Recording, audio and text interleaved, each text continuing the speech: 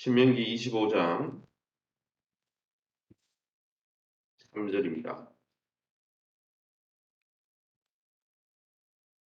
신명기 25장 3절 말씀입니다. 제가 먼저 읽겠습니다. 40까지는 때리려니와 그것을 넘기지는 못할지니 만일 그것을 넘겨 매를 지나치게 때리면 내가 내 형제를 경히 여기는 것이 될까 하노라. 혹시 떠는 소에게 망을 씌우지 말지니라. 형제들이 함께 사는데 그 중 하나가 죽고 아들이 없거든. 그 죽은 자의 아내는 나가서 타인에게 시집가지 말 것이요.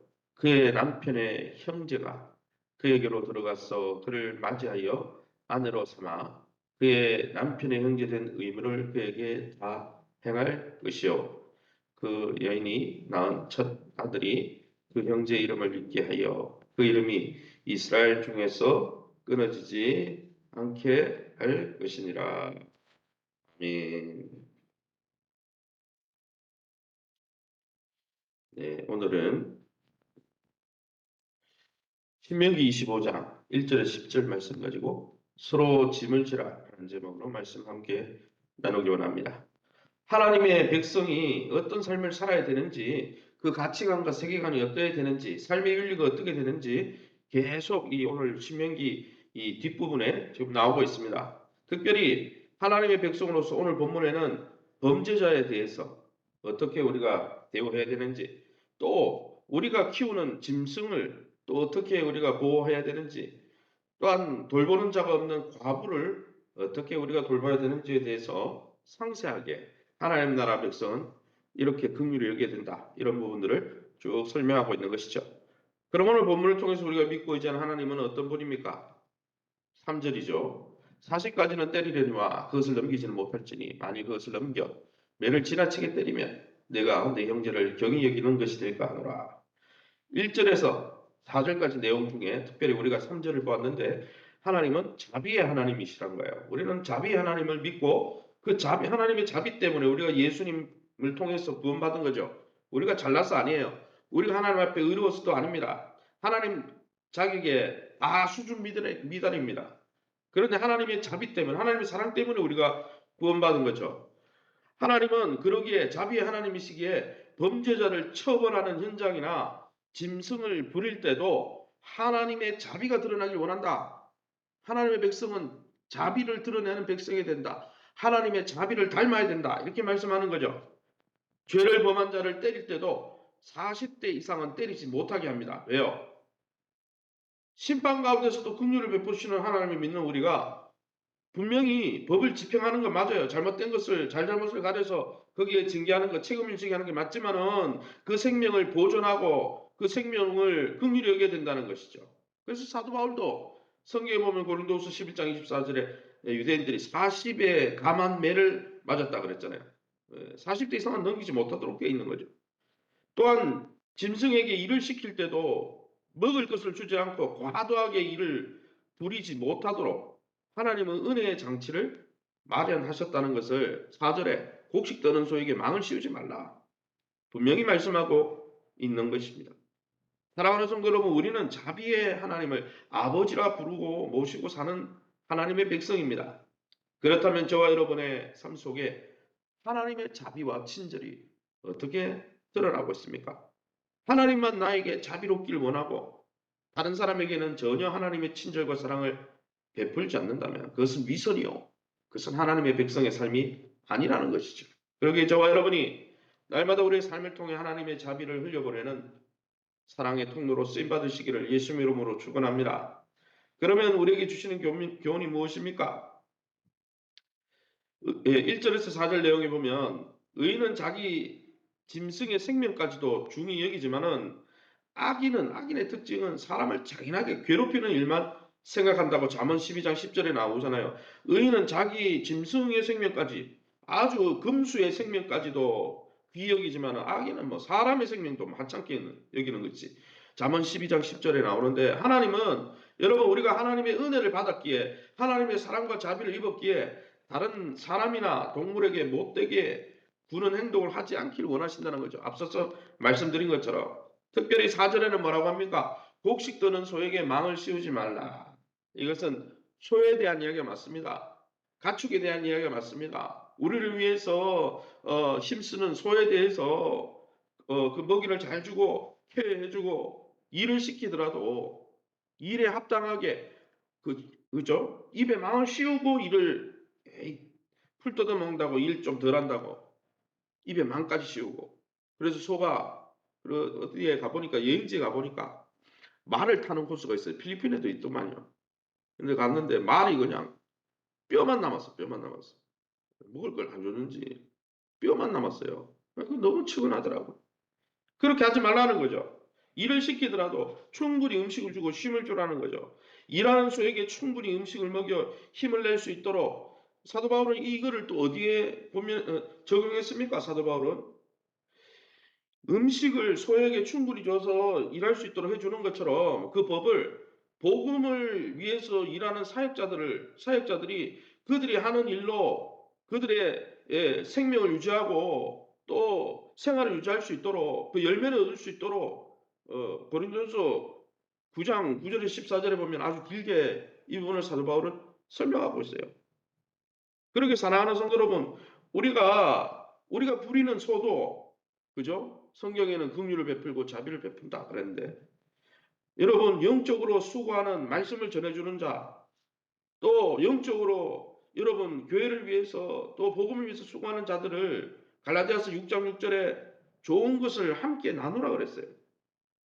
그들이 영적으로 수고하는 것, 그 수고에 대해서 귀히 여기고 감사히 여기고 그것을 그들이 정말 영적인 일을 잘할 수 있도록 육적인 모든 복지와 부분들을 배려해 주라. 그게 갈라디아서 6장 6절이에요. 선을 행하되 낙심하지 말지니 때가 이르면 보든다는 말이 뭐냐 하면 그 뒤에 보면은 사역자를 도우란 말이 바로 연결이 돼 있어요. 그렇게 사랑하는 성도 여러분, 우리가 부리는 소나 또 우리의 영적인 일들을 위해서 수고하는 물론 사역자들이 뭐 페이 때문에 돈 때문에 하는 건 아니죠. 그러면 뭐 돈 잘 버는 다른 직장 가지 말라고 사역을 합니까? 뭐 복음 사역자들이 뭐 돈을 막 벌어 들이는 직업은 아니잖아요. 복음의 영광을 위해서 주님의 일을 위해서 하지만은 그들에게 합당한 그들의 짐을 대신 교회가 지는 것처럼 우리가 영적으로 그것도 자비의 행동이라는 거예요. 사랑의 행동이라는 거예요. 아유, 목사님은 아니면 사역자들은 나는 그냥 헌신하는데 사역자들은 돈을 더 받으니까 더 헌신해야 된다. 더 부려야 된다. 그런 생각은 맞는 생각이 아니에요. 아주 잘못된 생각이에요. 그렇게 사랑하는 성도 여러분, 영적인 것을 위해서 수고하는 자들과 육적인 좋은 것을 함께 나누면서 교회가 사랑과 자비 가운데 풍성한 또 사랑으로 흘러넘치고 자비로 흘러넘치는 복된 우리 교회가 되시기를 예수님 축원합니다.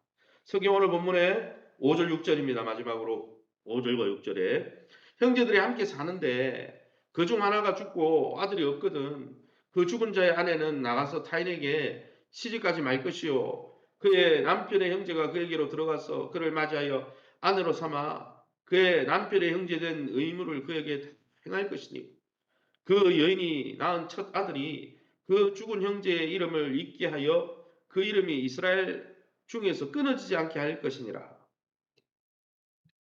이 본문에는 함께 살던 형제 중 하나가 아들을 낳지 못하고 죽었을 경우에 그 대를 잇기 위해서 다른 형제가 죽은 형을 대신해서 형의 아내를 맞아들여 아들을 낳아주는 고엘 제도에 대해서 성경이 설명하고 있습니다. 이 법은 과거의 고대 근동, 옛날에 우리 조선시대도 마찬가지로 남편을 잃은 것만으로도 힘든 과부가 우리 유교가 철저한 이 조선시대에 어떻습니까? 예, 아내들은 여러분 인권이 없었어요. 어떻게 보면 며느리들은 할 말이 없었어요. 그래서 며느리가 아들을 열심히 키우죠. 왜요? 아들이 자기의 생계를 키우고 아들이 자기를 드러내는 위안거리니까. 그런데 여러분 남편을 잃은 것도 이 억울한 이 과부가 그를 부양할 왜요? 과부를 부양하는 것은 아들이거든요. 과거에는 그랬어요. 고대 운동에서도 그랬습니다. 그래서 그를 부양한 아들마저 없을 경우에 노년이 어떻게 살겠습니까? 그러니 가족이 그 여자를 함께 돌아보라는 거예요.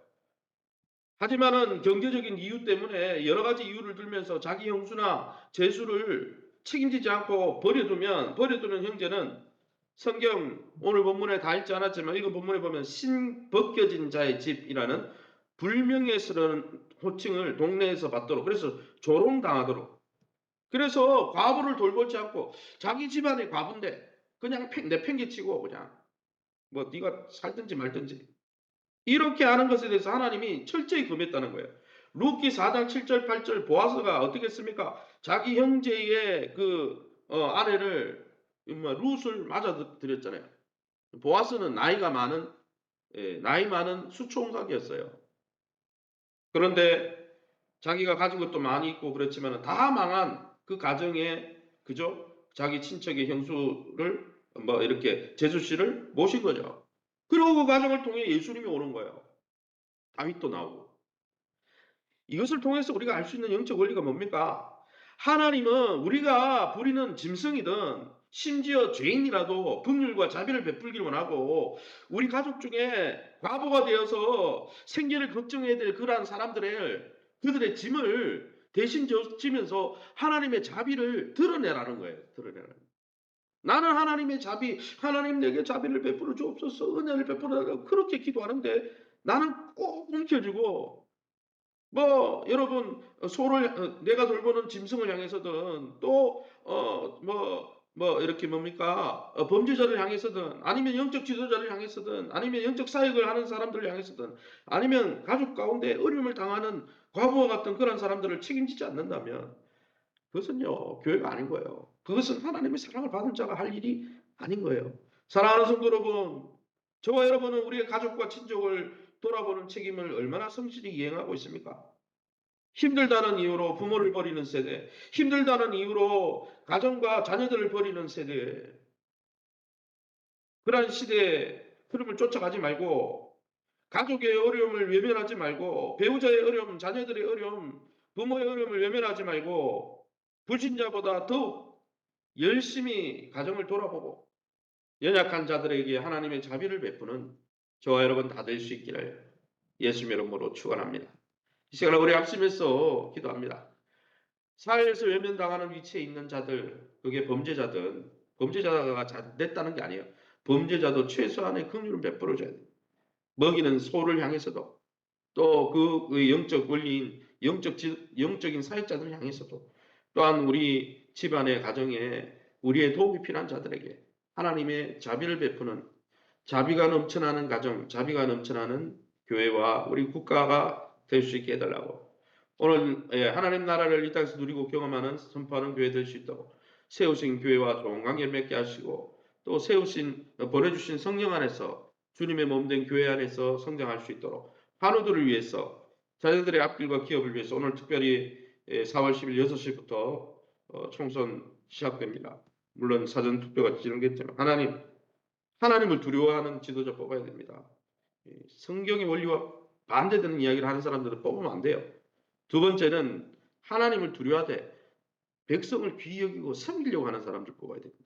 하나님, 우리가 잘 분별하게 도와주시고 하나님을 두려워하고 백성을 섬기려고 하는 그러한 좋은 지도자들을 우리가 분별해서 잘 세워갈 수 있도록 또 대한민국을 긍휼히 여겨주시고 한국교회를 긍휼히 여겨달라고 우리 안심에서 통성으로 기도합니다. 주여 하나님 아버지를 감사합니다. 하나님의 은혜 가운데 하나님 이 새벽에 하나님 너희가 자비를 받았으니 은혜를 입었으면 너희도 사랑으로 행하라, 자비로 행하라, 친절로 행하라, 긍휼의 통로가 되라 말씀해 주시니 감사합니다. 우리가 하나님 범법한 범죄자를 향해서도 최소한의 긍휼을 베풀고 또한 우리가 먹이고 입히는 하나님 우리가 부리는 동물을 향해서도 또 영적 사역자들을 향해서도 또 우리 집안의 과부와 같이 우리가 돌아봐야 될 사람을 향해서도 우리에게 자비를 베풀라 말씀 주님 앞에 하나님 이 시대가 자기만을 위해서 살아가고 자기 중심적으로 살아가는 자기 중심적인 죄악에 빠져 자기밖에 모르는 이 시대 가운데서 하나님 날마다 공동체에 약한 자들을 세우고 위로하고 격려하는 아름다운 아버지 정말 교회의 영광을 회복할 수 있도록 인도해 주옵소서. 하나님 나라를 이 땅에서 누리고 경험하며 선포하는 교회 되게 도와주옵소서. 이를 위해 어린이 전도, 목장사역, 1:1 사역, 태국 단기 선교 사역 많은 사역을 통해서 하나님이 기뻐하는 하나님 나라 백성다운 삶을 회복하게 도와주시고 그로 말미암아 하나님 나라 백성에게 주어지는 복을 누리게 도와주시옵소서. 세우신 교회와 좋은 관계를 맺게 도와주시고 교회가 하나님 나의 모습과 달라도 함께 교회와 마음을 맞추고 방향을 같이 하며 한 마음 한 뜻으로 겸손한 마음으로 교회 안에서 하나님이 주시는 변화와 성장을 경험하게 도와주시고 또한 주님이 주시는 성령 안에서 주님의 몸된 교회 안에서 하나님의 뜻을 이루어가게 도와주옵소서. 우리 전환교 장로님 김현수 권사님 권영호 성도님의 한우들을 치유 강선을 아버지 베풀어 주셔서 깨끗게 하시고 회복시켜 주시옵소서. 자녀들의 앞길을 책임져 주옵소서. 출산을 앞두고 있는 가정, 또 임신하여 아버지 몸을 돌아보는 가정, 또 결혼을 준비하는 가정, 또 결혼 배우자를 찾는 가정, 취업을 위해서 진학을 위해서 기도하는 가정, 자녀들의 앞길을 열어 주옵소서. 우리 성도들의 기업을 축복하여 주셔서 물질적으로 선한 청지기로 살 수 있도록 은혜를 베풀어 주옵소서. 오늘 총선이 또 시작됩니다. 하나님 이 나라를 긍휼히 여겨 주시고 하나님을 두려워하며 성령의 원리대로 몸부림치는 하나님 영적인 또 하나님 아버지여 하나님을 두려워하는 자들을 뽑게 도와주시고 육적으로 백성을 두려워하며 백성을 존귀 여기며 백성의 안위를 위해서 힘쓰고 섬기는 아름다운 정도를 뽑을 수 있도록 우리에게 분별력을 더하여 주옵소서. 이 새벽에 주의 보좌 앞에 엎드렸습니다. 약속의 말씀 붙들고 하나님 아버지 기도할 때 하나님의 선하심을 경험하는 야로 되게 도와 주시옵소서. 모든 영광 하나님께 돌려드리며 예수 이름으로 기도합니다.